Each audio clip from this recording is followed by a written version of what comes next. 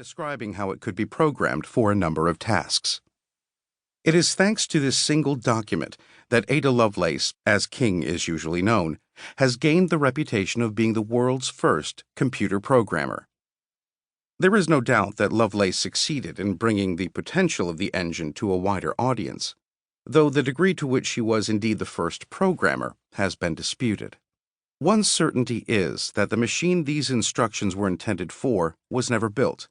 Realistically, it could not have been constructed with the mechanical tolerances of the time.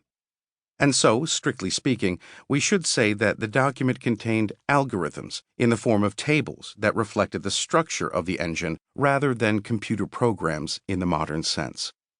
Algorithms are structured instructions that could be anything from the sequence of actions required to brew a cup of tea to complex manipulations of data to solve a mathematical problem.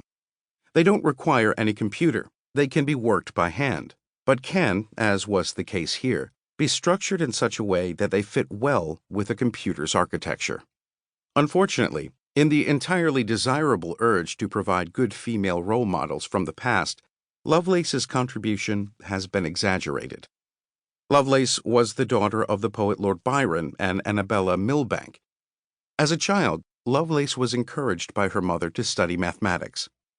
She is often described as a mathematician, but it would be accurate to describe her as an undergraduate-level math student.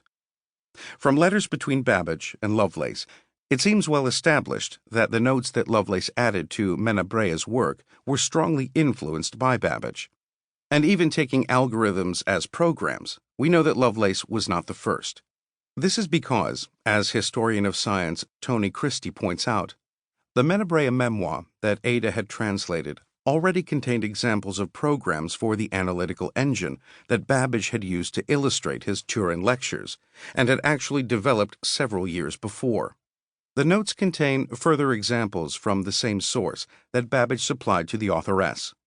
The only new program example developed for the notes was the one to determine the so-called Bernoulli numbers. We do know that Babbage, in his lectures, described algorithms that could have become programs for the analytical engine, had it ever been built.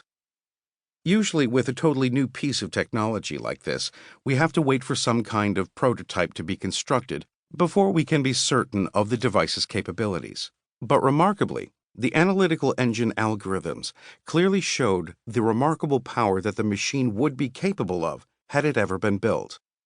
Rather than wait for programs to be developed, the engine could instantly leap into action. Having algorithms that were ready to go on a technology that was impossible to construct at the time was remarkable. That such a thing should happen twice seems even more surprising. Yet 153 years after the publication of Lovelace's translation and notes, a very similar occurrence would play out.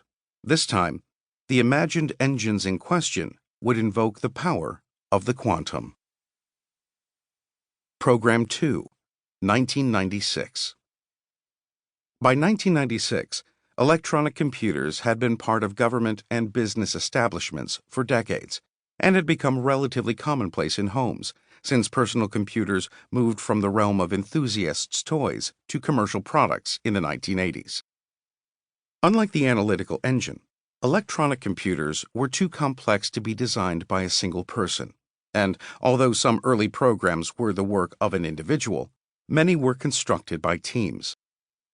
Although the underlying concepts behind the electronic computer would continue to be developed, and these devices would continue to become increasingly powerful for decades to come, by the 1990s, scientists were already aware of limitations in the way that such computers worked.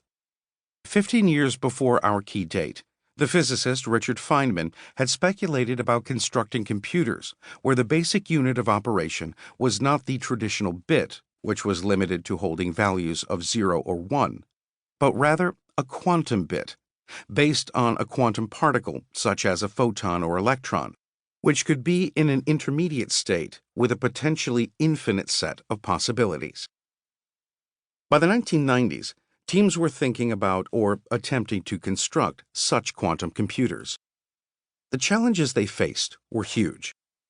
In 1996, ability to manipulate individual quantum particles was in its